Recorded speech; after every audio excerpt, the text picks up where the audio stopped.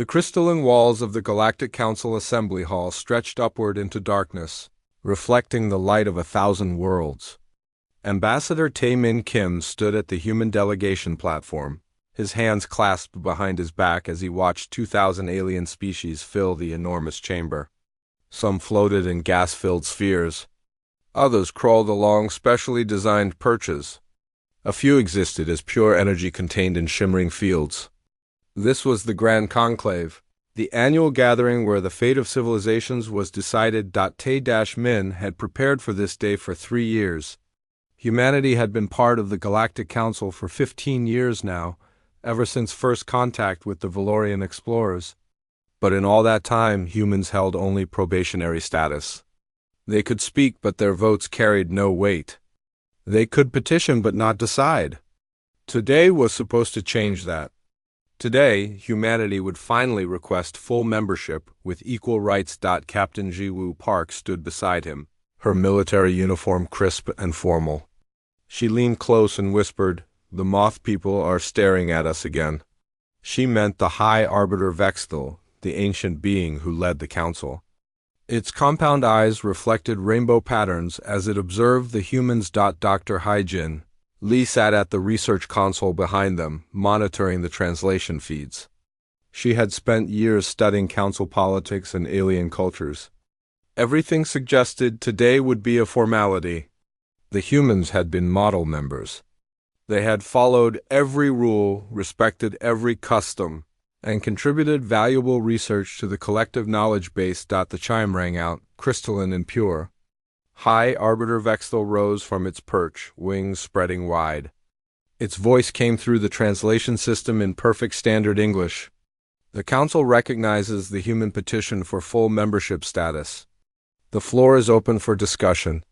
Tae-min stepped forward, activating his platform's holographic display. Honored members of the Council, humanity comes before you today with gratitude and hope. For 15 years, you have guided us, taught us, and welcomed us into the greater galactic community. We have learned much about peace, cooperation, and the beauty of diversity among the stars. He brought up images of human achievements during their probationary period. Medical research that saved millions of Calvorian children from a genetic plague. Engineering solutions that stabilized 3 dying stars. Cultural exchanges that enriched both humans and dozens of other species. We believe we have proven ourselves worthy of standing as equals in this assembly. We ask for full voting rights and recognition as a mature civilization. The chamber remained quiet. Then Delegate Kern rose from the reptilian section. His scales gleamed dark green under the chamber lights, and his eyes were cold and calculating.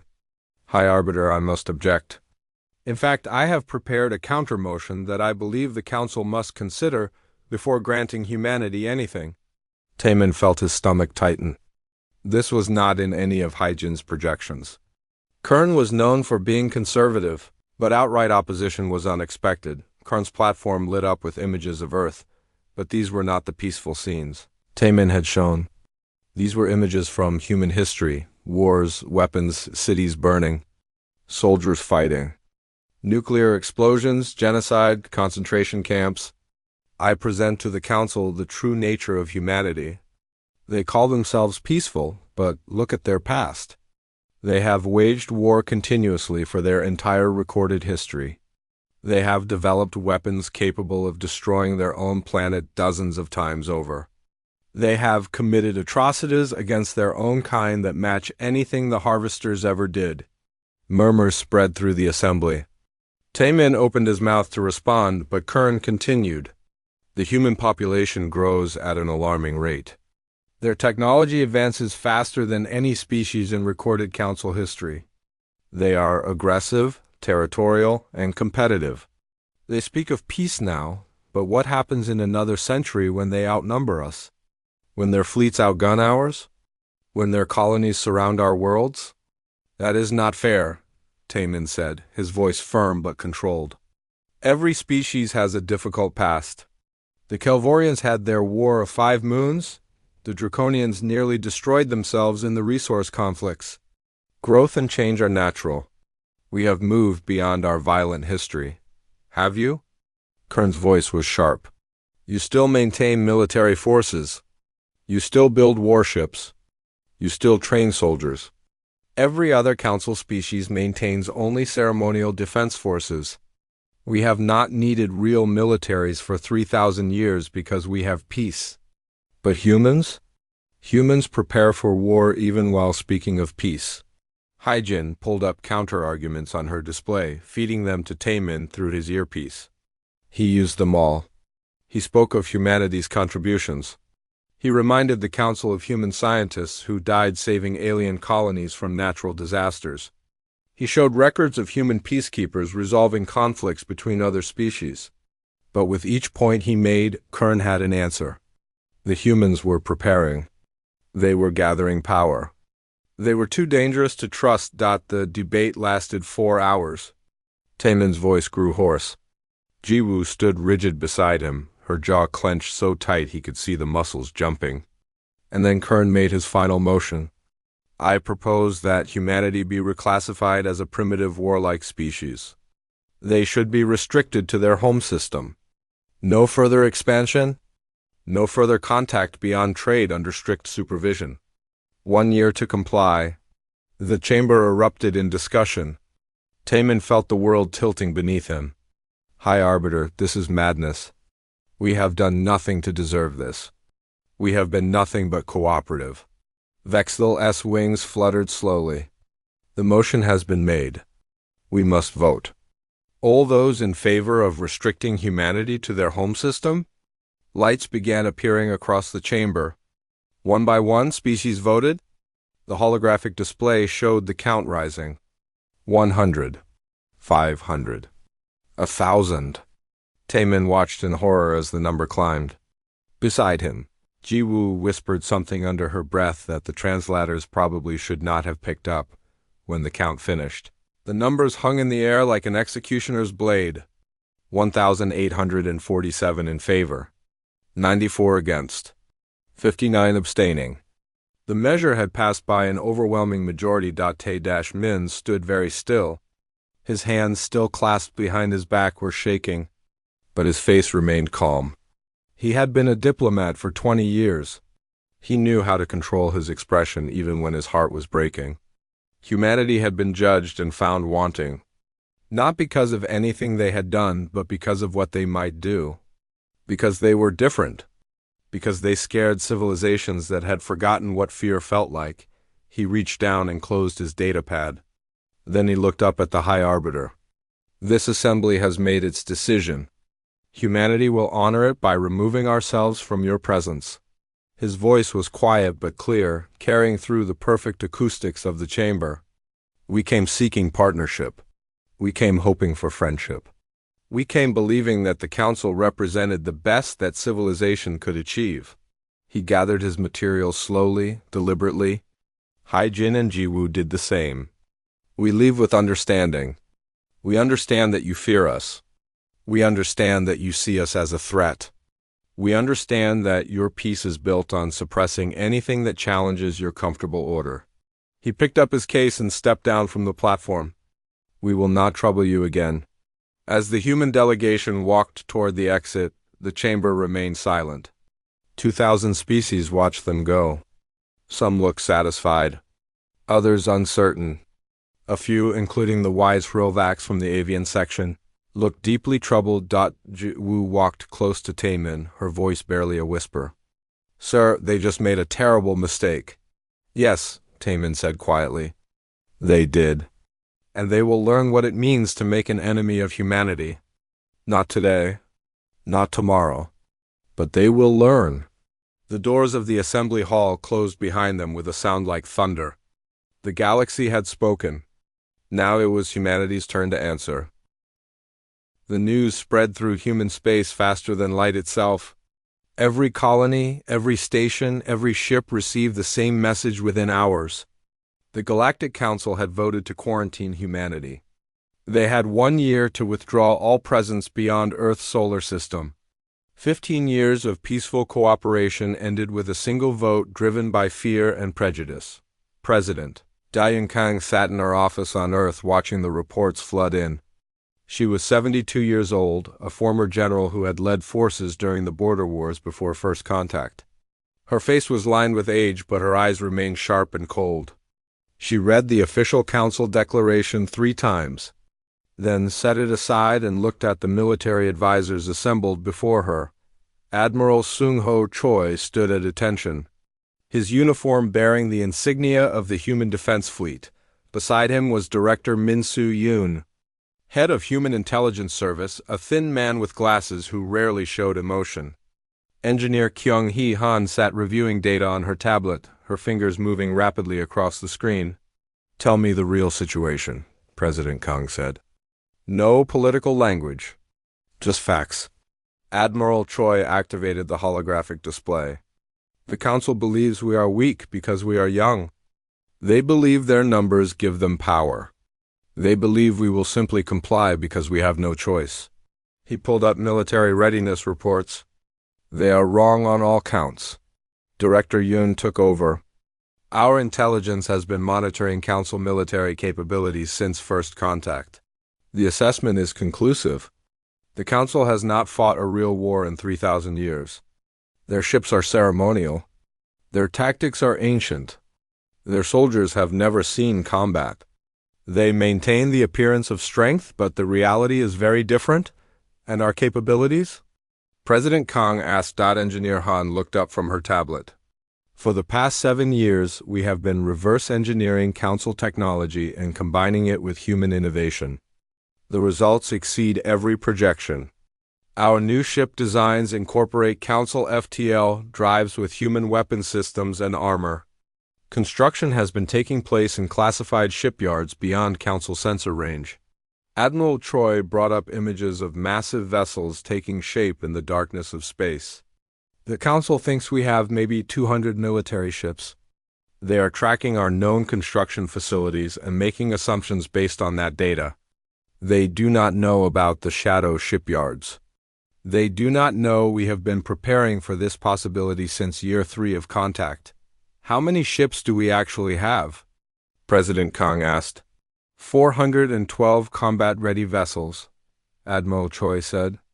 "Another 200 under construction. And these are not ceremonial ships. These are warships built by a species that never stopped understanding how to fight." Director Yoon pulled up another set of data. "There is more. Humanity has established 63 colonies in unclaimed space beyond Council borders. These were registered as research stations or mining operations. The Council paid them no attention because the regions were considered too dangerous or resource-poor to be valuable. In reality, these shadow colonies give us strategic depth and resources the Council does not know exist." President Kang leaned back in her chair. She was quiet for a long moment, thinking through the implications. Finally, she spoke. "They wanted to see us as primitives. They wanted to believe we were dangerous. Let us show them what happens when they mistake patience for weakness." "What are your orders?" Admiral Choi asked. "Issue immediate recall of all human personnel from Council space. All trade agreements are terminated. All diplomatic missions close. All cooperation ends today." President Kang stood and walked to the window, looking out over the capital city. "But we do not withdraw to Earth. We consolidate. We fortify. We prepare." "They will call that an act of aggression," Director Yoon said. "They already treated us as aggressors," President Kang replied. "The verdict was delivered before the trial began. So we will give them what they fear. Not because we want war, but because we will not be caged." She turned back to face them. "I want full military mobilization. Every reserve called up. Every shipyard running at maximum capacity. Every colony fortified and ready." Engineer Han nodded. "The new ship classes are ready for production. The Soul's Vengeance, Visenhammer, and Inchen's Defiance are all operational. We can have 50 more within 3 months. "Make it happen," President Kang said. "And Director Yoon, I want full intelligence on Council fleet positions, military capabilities, and political divisions. If they want to force us into quarantine, they will have to send ships. I want to know where those ships are and how to defeat them." 3 hours later, President Kang addressed humanity. The broadcast reached every human colony, every ship, every listening post across known space. She stood at a simple podium, wearing her old general's uniform rather than civilian clothes. The message was clear before she even spoke. "My fellow humans," she began. "Today, the Galactic Council voted to restrict us to our home system. They claim we are too dangerous, too aggressive, too primitive for the company of civilized species. They have given us 1 year to comply with their quarantine." She paused, letting the words settle. "I stand before you today to say this: humanity will not comply." The response was immediate. Across human space, people stopped what they were doing to listen. In the colonies, families gathered around screens. On military ships, crews stood at attention. On Earth, billions watched and waited. "They fear us because we are different," President Kang continued. "They fear us because we have not forgotten how to fight. They fear us because we advance too quickly, grow too fast, and refuse to accept limits placed upon us by those who think 3,000 years of stagnant peace makes them superior." Her voice grew harder. "They are right to fear us, but not for the reasons they think. They should fear us because when we are pushed, we push back. When we are threatened, we stand firm. When we are told we are not worthy, we prove otherwise." Humanity has faced extinction events, ice ages, plagues, and wars. We have survived everything our own planet threw at us. We have thrived despite every obstacle. And we will not be contained by species who have forgotten what survival means. I have ordered the recall of all human assets from Council space.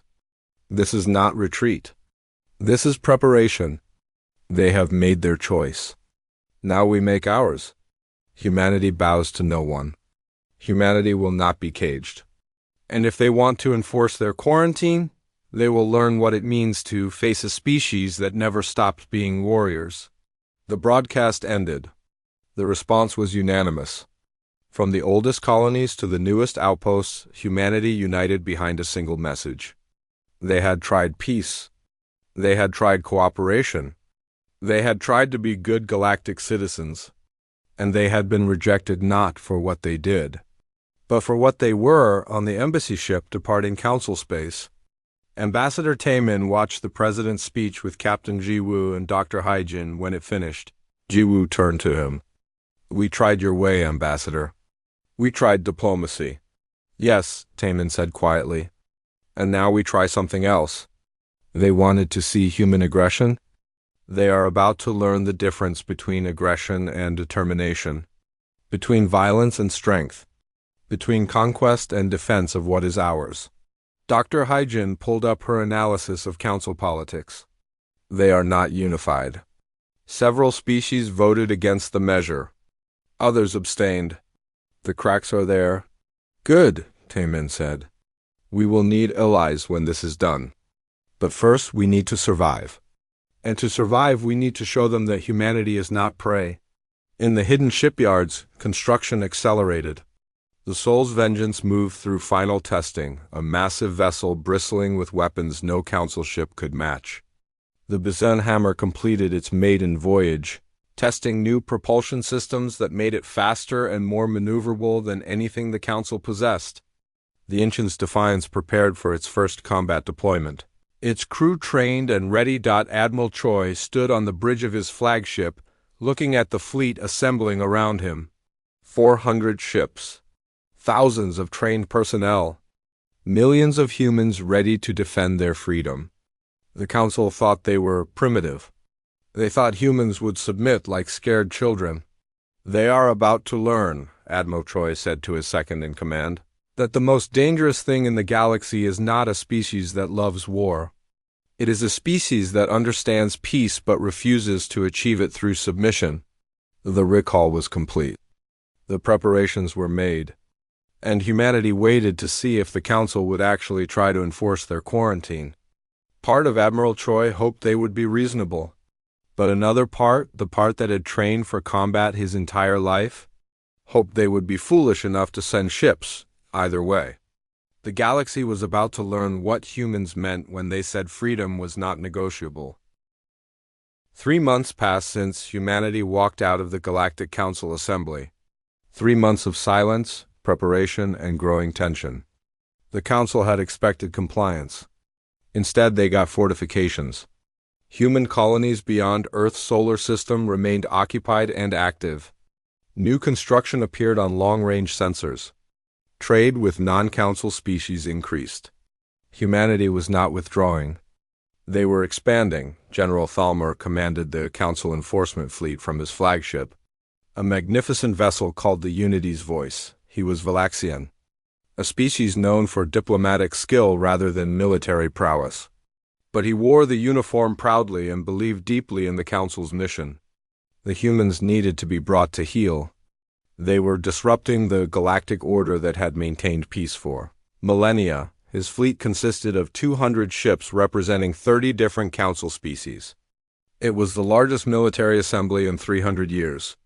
Surely the humans would see this and understand they had no choice. Thalmor had sent 3 diplomatic messages requesting human compliance. All 3 went unanswered. Now he stood at the boundary of human space with his fleet arrayed in perfect formation, ready to deliver an ultimatum that could not be ignored. "Send the message," he ordered. The transmission went out on all frequencies. "This is General Thalmor of the Galactic Council. Enforcement Fleet. The human species has 7 standard days to withdraw all presence from space beyond their home system as mandated by Council decree. Failure to comply will result in corrective action. This is your final warning." At Boundary Station, a small trading post on the edge of human territory. The warning was received and forwarded immediately to Admiral Sung-ho Choi. He stood on the bridge of the Incheon's Defiance, his flagship, and read the message without expression. Around him, his command crew waited quietly. "Send response," Admiral Choi said simply. "Negative. Human vessels will remain in position. Any hostile action will be met with appropriate force." Captain Jiwoo stood at the tactical station, monitoring the sensor feeds. "Sir, they have 200 ships. We have 50 in range." "Numbers are not everything," Admiral Choi replied. He activated the fleet-wide communication. "All ships, this is Choi. You know your positions. You know your orders. Council ships are designed for patrol and ceremony. Ours are designed for war. Do not fire first. But when they fire, show them what that difference means."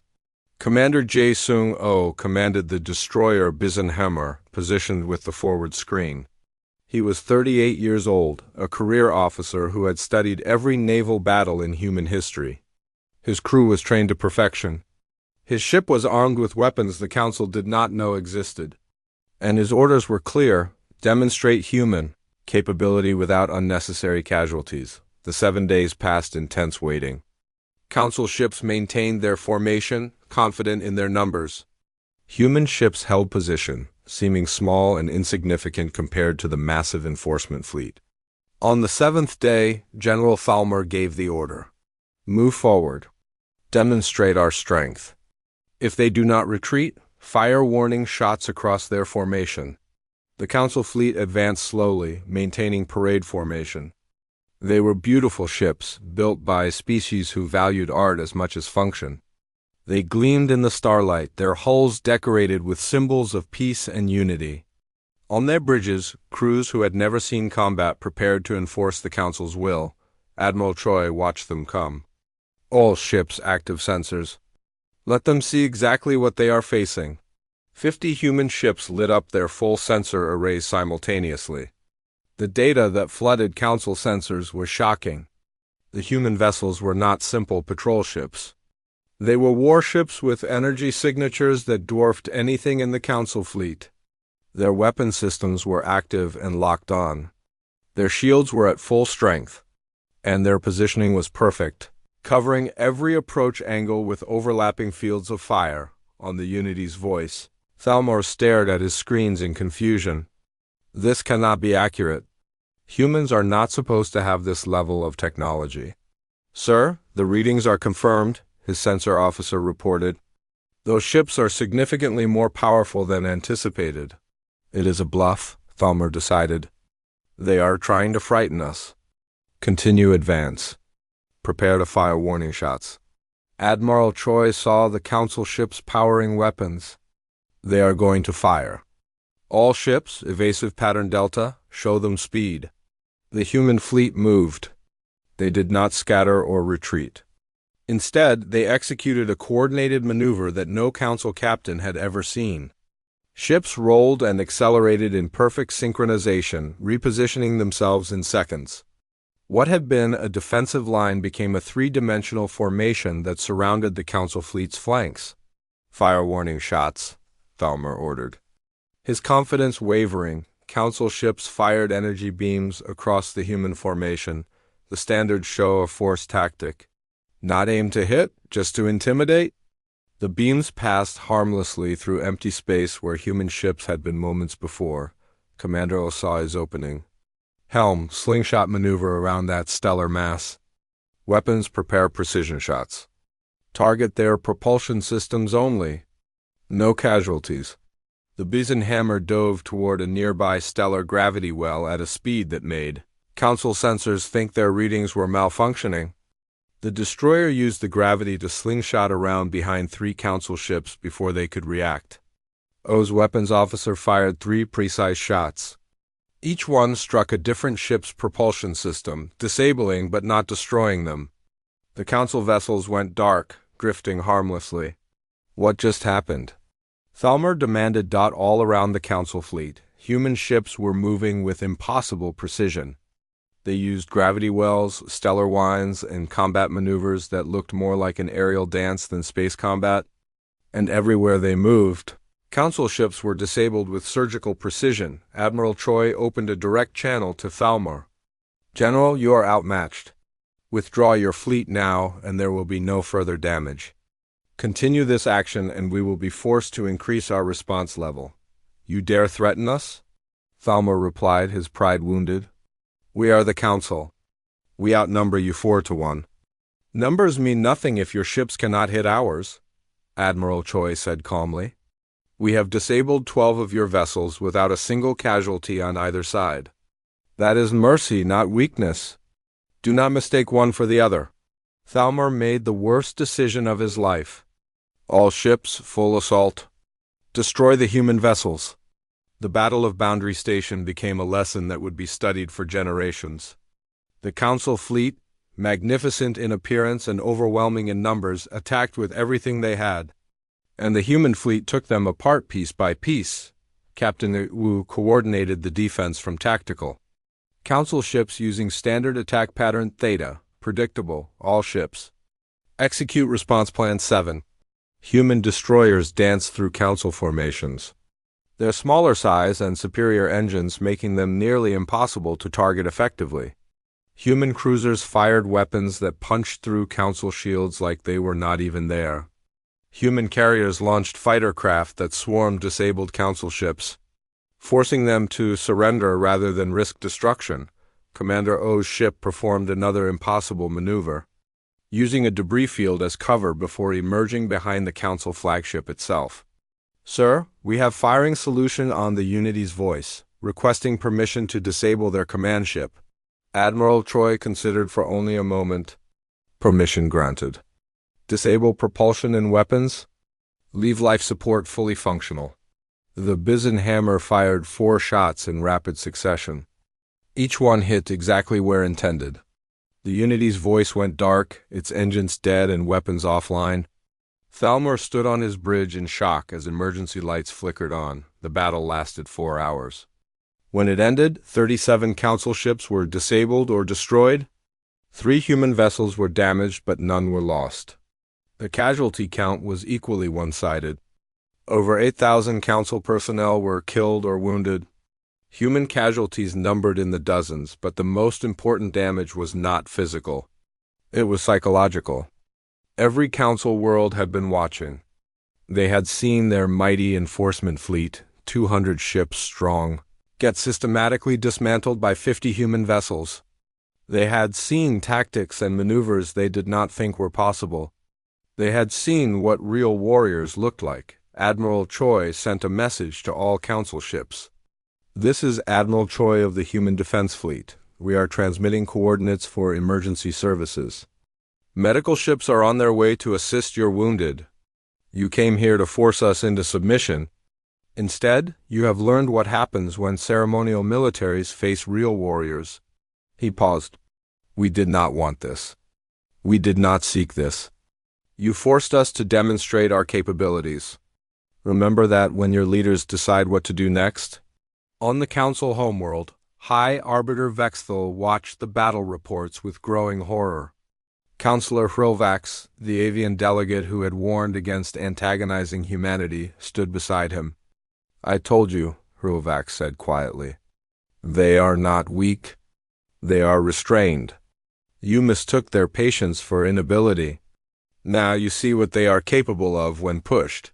The council chambers erupted in chaos. Some species demanded immediate retaliation. Others called for peace negotiations. The aftermath of the Battle of Boundary Stations sent shockwaves through the Galactic Council. For 3 weeks, emergency sessions ran continuously as species debated their response. Some demanded immediate peace negotiations with humanity. Others, humiliated by the defeat, called for total war. The Council was fracturing along lines that had not existed for thousands of years. Dr. Sunyi Beek barely noticed the political chaos. She was too focused on what she had discovered in the Council archives. As an archaeologist, she had been granted access to historical records during humanity's probationary period. Most of it was standard information about ancient civilizations, trade routes, and cultural development. But during the battle, when Council security systems had been focused elsewhere, she had accessed restricted files that should have remained sealed. What she found made her blood run cold. She sat in her small research station orbiting a human colony world, staring at documents that were 50,000 years old. They were written in languages that required 3 different translation programs to decode. But the message was clear enough. The Galactic Council had done this before. Not once, not twice. 12 times over 50 millennia, the pattern was always the same. A species would emerge with aggressive tendencies. They would be intelligent, capable, and militarily powerful. The Council would integrate them, study them, and eventually decide they were too dangerous. Restrictions would be imposed. Quarantines would be enforced. And then, quietly over centuries, those species would disappear, assimilated, absorbed, their warrior cultures erased until only peaceful, compliant populations remained. The files included names. The Krelvin, extinct for 30,000 years, who had possessed military technology far beyond their neighbors. The Termaxians, wiped out by a mysterious plague that only affected their warrior caste. The Helnder, who had been restricted to their home system and then slowly declined until they accepted complete Council integration, losing their independence entirely, but there was more. Buried in the oldest files were warnings that these warrior species had tried to leave behind. Warnings about something in the dark spaces between galaxies. Something ancient and hungry. Something the Council had dismissed as primitive superstition. Dr. Beek sent an encrypted message to President Kong. "Madam President, I have found something you need to see immediately. It concerns why the Council really fears warrior species. And it suggests we have a much bigger problem than Council politics." While Dr. Beek made her discovery, Lieutenant Young J. Nam was making one of his own. He commanded a scout ship called the Silent Wind, one of dozens conducting long-range reconnaissance beyond mapped space.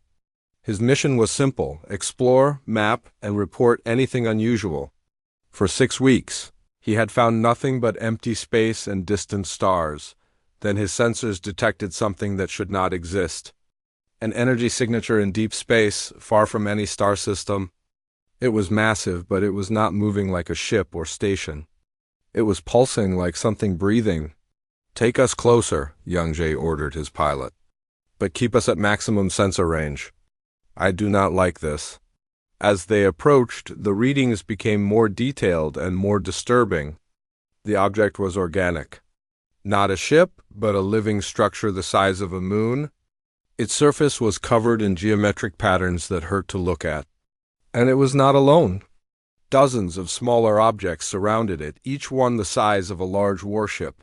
"Sir, "I am getting energy readings consistent with weapons charging," his sensor officer reported. "Multiple targets? They are aware of us." "Full reverse," Young-jae ordered. "Get us out of here now." The objects moved faster than anything he had ever seen. One moment they were distant contacts on sensors. The next moment they were right on top of his ship. The Silent Wind's shields flared as something struck them, draining power at an impossible rate. Young-jae threw every bit of speed he could into the engines. His ship was small and fast, designed for running rather than fighting. They dove toward a nearby stellar mass, using its gravity to slingshot away from the pursuing objects. Behind them, the organic ships gave chase with terrifying efficiency. "Recording everything," Young-jae said through gritted teeth. "If we do not make it back, someone needs to know what we found." They barely escaped. The Silent Wind jumped to FTL with shields at 5% and hull breaches on 3 decks. But they carried data that would change everything. When Young-jae transmitted his report to human intelligence, Director Min Soo-yoon immediately forwarded it to President Kang with a single word attached: priority. President Kang called an emergency meeting. Admiral Choi, Dr. Beek, Director Yoon, and Lieutenant Nam all stood in the secure conference room. On the screens around them, 2 sets of data displayed.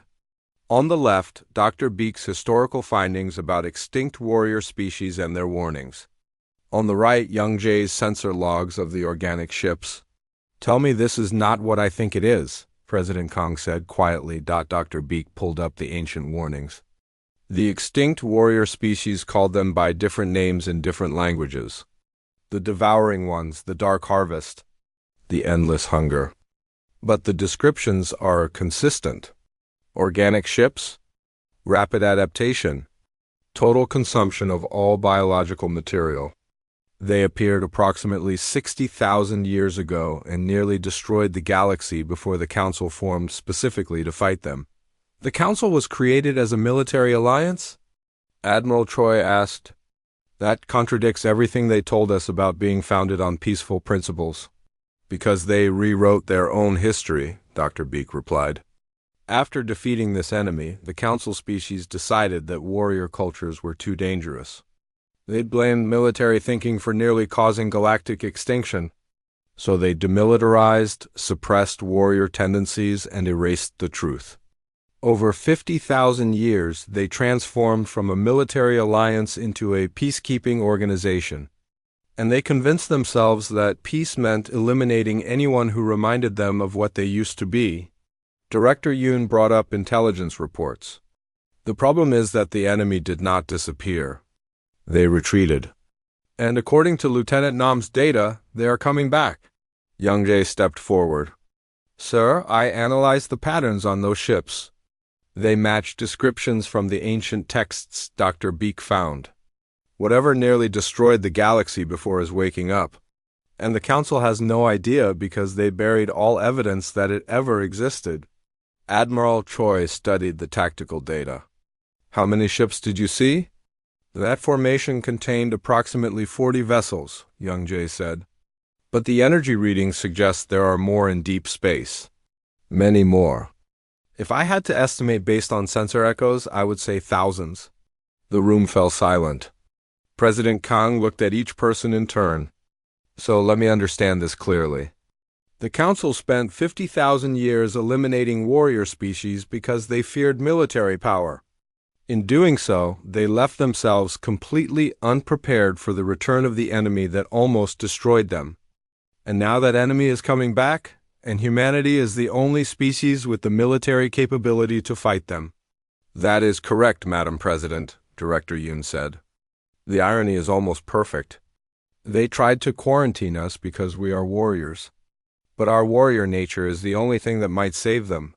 On the Council homeworld, Senator Ivorith was trying to hold together a coalition that did not want to admit defeat. He was an insectoid, a species that had been part of the Council for 40,000 years. His family had held positions of power for generations. And he had been one of the primary architects of the anti-human movement. "We cannot give in to human demands," he told his supporters. "If we admit they were right, if we grant them equal status, we lose everything.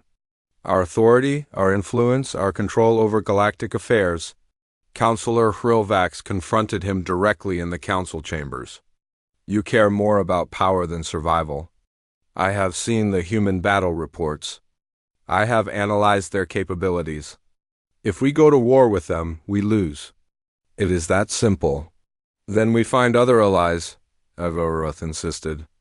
Other species who fear human expansion. We build a new coalition. What Ivoroth did not know was that Director Yoon's intelligence service had infiltrated his communications. They knew about his coalition building. They knew about his plans. And they knew something else. Ivoroth had access to the same restricted archives that Dr. Beak had discovered. He knew about the harvesters. And he was hiding that information. Because admitting the truth would prove that the Council's demilitarization policy had been catastrophically wrong. President Kong reviewed the intelligence report and made her decision. Send a message to High Arbiter Vexthal. Not through official channels. Direct and encrypted. Tell them we know about the harvesters. Tell them we know the truth about the extinct warrior species. Tell them we know why they really fear us. And tell them that if they want any hope of surviving what is coming, they need to meet with us immediately. The message was sent. 24 hours later, a response came back. High Arbiter Vexthal agreed to a private meeting on neutral ground. No publicity, no official record. Just the truth between species who needed to decide whether they would face the coming storm together or die separately. Admiral Troy looked at the forward sensor displays showing deep space. How long do we have before they reach Council territory? The meeting took place on Neutral Station 7, a small diplomatic facility halfway between human and Council space. No flags flew here. No symbols of power or authority. Just two leaders trying to prevent the extinction of all galactic civilization. High Arbiter Vexthal arrived with a small retinue. Its ancient wings folded in what humans had learned to recognize as a gesture of respect. President Da-Yun Kang came with only Ambassador Taemin Kim and Admiral Sung-Ho Choi. The room was simple, furnished with seats designed for multiple body types, and equipped with translation systems that could handle any language. Vexthal spoke first, its voice carrying the weight of millennia. You know about the harvesters? We know everything, President Kang replied. We know about the 12 warrior species you eliminated. We know about the ancient war. We know that your peace was built on forgetting the most important lesson in galactic history, that some threats cannot be negotiated with. They can only be fought. And you intend to hold this over us? Vexthal said. To demand concessions in exchange for your help. President Kang leaned forward. High Arbiter, I am 72 years old.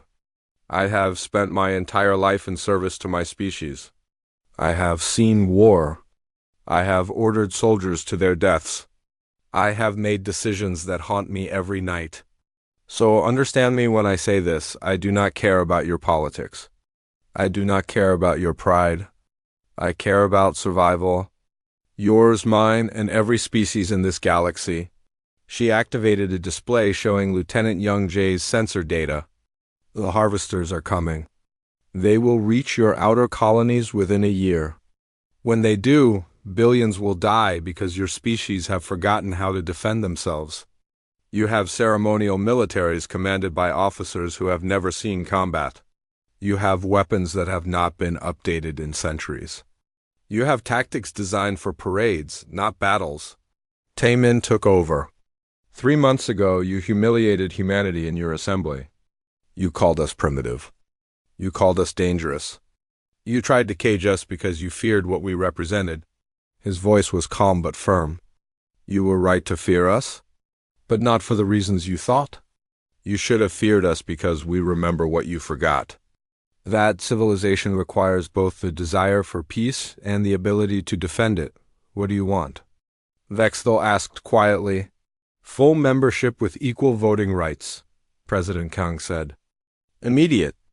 Reparations for the insult and damage to our reputation. Access to all council technology and databases without restriction. And most importantly, Complete command authority over the defensive fleet. Not shared command.